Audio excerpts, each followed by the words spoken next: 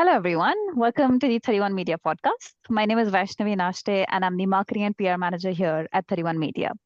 Today's podcast is in collaboration with the European and North American Testing Awards that take place in London and Toronto, respectively. So, if you are interested in becoming a headline or a category sponsor for the Testing Awards, please follow the link in the description to do so. Today, we are talking to Khurram Mir, who is the founder and CMO at Kualitatem. He has years of experience within software testing, information security, and SaaS product development. In his recent article on software testing news, he also shares some key insights on how you can stay updated with the rapidly evolving AI trends. Welcome to the 31 Media podcast, Khurram. How are you? I'm good. Thank you so much for having me. Amazing. So you're in Dubai, right? I'm in How is Dubai. Dubai Yes. weather right now? Sunny, very sunny, I would say. Yeah, thankfully we are blessed with some sunlight as well, which is not normal for UK. But yeah, we are enjoying summer. So my Yes, I first, prefer a bit of sunlight too. Yeah, for sure. I mean, but yeah, sometimes it's good to have those, the rain. I think it's good to have that rain too. yeah, you probably being in Dubai, you probably crave that. I don't. I wish it was like this like every single Less of day. it, I know. Yeah. For sure, for sure. So my first question to you is with respect to the significant trends. Obviously, AI is making waves in every single industry, and I want to ask, according to you, what are the most significant trends in AI that testers specifically should be aware of? Yeah, I mean, so look, I mean, first and foremost, one avenue is where you talk about test case generation, right? I mean, Mm, test case writing is the biggest amount of time that somebody takes to write those test cases and then execute those test cases. So I think AI is going to help you, generally, any tester to generate those test cases, either based on the requirements or user stories, hmm and that's going to time and of course make it more efficient as well. So I think for sure that is one avenue where we will see impact of AI on the testing activity in general. Then there are other hmm things like synthetic test data generation. I mean, test data is very important if you're talking about healthcare, financial industry, telco. These verticals they have a huge requirement for test case data.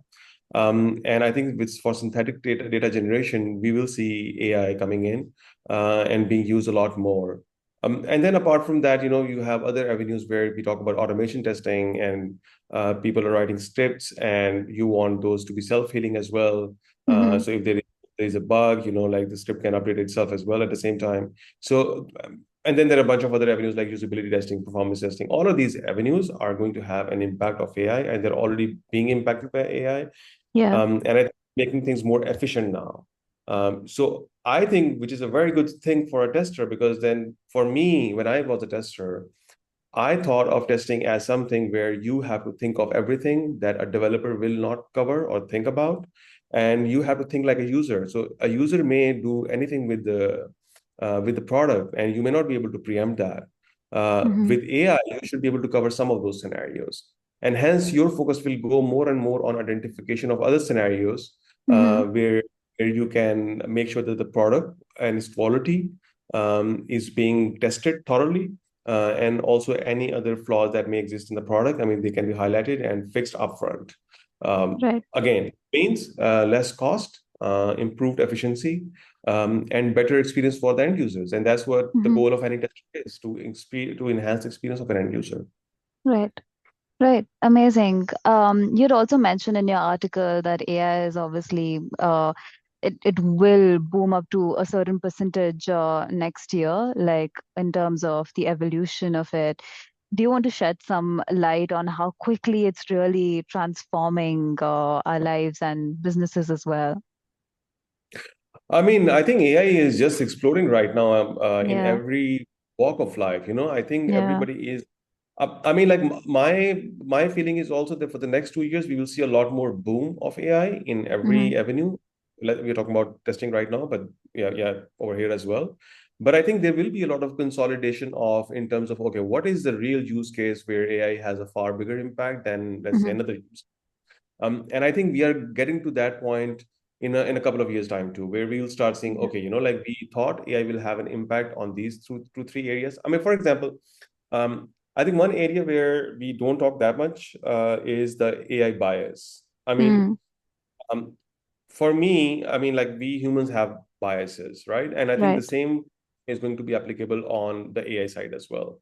Mm-hmm. And the bias is mostly going to come from the data sources, right? And now data sources, one may think that you need to have a far bigger data source, but I think even if you have a smaller data source and you have a very well-defined, it focuses on a particular use case that can train an AI engine that will have a Mm-hmm. far more better ability as well. So I think these two, three avenues are going to happen at the same time. So you'll see the growth, you will see the consolidation, and you will Mm-hmm. also see more nuanced applications of AI in different industries. And again, testing, the beauty of testing, in my opinion, is that it's not a vertical specific thing. It's a horizontal thing. So every Mm-hmm. industry needs some sort of software testing, right? In some shape or form. Mm-hmm. And AI will not just impact that industry, but it will also Yeah. impact testing as well. And hence, I think we will see a lot more growth happening in the next few years for AI application, and but also a lot of improvement of and identification of those areas where it has a far bigger net impact, basically, Mm-hmm. and more Mm-hmm. cost savings, improved efficiencies, etc., etc. Yeah, yeah, that definitely makes sense because I've been having like so many conversations with people in testing specifically, and they talk so much about the influence of AI and automation and workflows when it comes to software testing as well as DevOps. So we can definitely see like it's making such a huge impact on businesses. And coming back to the question of, how testers can actually stay updated with the trends. I know we recently spoke a bit about using conferences and attending them, which gives like people an opportunity to network. But I Mhm. want to get your perspective on if you've attended any conferences in the past, and do you think that attending conferences and being part of awards in general gives people an opportunity to, essentially network and be better testers? I think conferences for sure help a lot. I mean, at the end of the day, if you want to understand what are the latest trends in any industry, conferences are just like you go there for like 2 days, 3 days. you Yeah, get you get the most amount of knowledge. You get to talk with those people directly, one on one, yeah, and you understand the new dynamics that are coming up in your industry. So, I mean, I think attending conferences, going to these kind of events is always helpful, yeah, especially if you go with this perspective of improving your own understanding and knowledge. And I think the most important part is, I mean, like 2019 onwards, we had COVID, right? So people were not yeah. really flying anywhere. So I think that was the biggest part that everybody missed out on. That they were not able to interact one on one. They were not able to get understanding from people one on one. And I think you forge a lot more real time relationships, which are far more Yeah. long term with through those events. And I think for me personally, whenever I go to events, my idea is to meet more people and create those Mm-hmm. long-term relations. I mean, at the end of the day, that's what humans are supposed to do, like Yeah. meet each other and understand from each other and learn from each other, and hopefully contribute back to their understanding of a particular topic or a particular Yeah. area of interest. Yeah. So I think Yeah. conferences are the way to go about it. Yeah, it's funny that you mentioned like forming long-term relationships, and which brings me to my next question, like building those collaborative relationships within the workspace. Like, how do you think collaboration with, data science teams is actually evolving for software testers, even in terms of the AI technologies as and how they're evolving? Yeah. So, so it's a very good question. I mean, I wrote an article last month or the month before on AI and its bias. And I Mm. think if you talk about AI bias, that's where there is a very strong collaboration opportunity between testers and the data scientists, because at the end of the day, we have these biases coming into our decision making. And every application is going through some sort of an implementation of AI now, right? Now, if you're using an app to drive any sort of decision making, that AI engine is being used to drive that decision process. Mm-hmm. And with the base of that decision making process is the data, right? Now, if the data is biased, you will have kind of wrong understanding of that data, and then hence wrong analysis on top of that.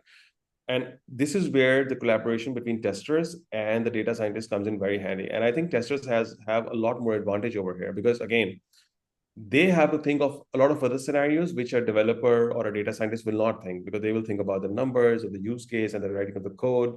But a tester or a QA engineer has to think like a real life user, basically.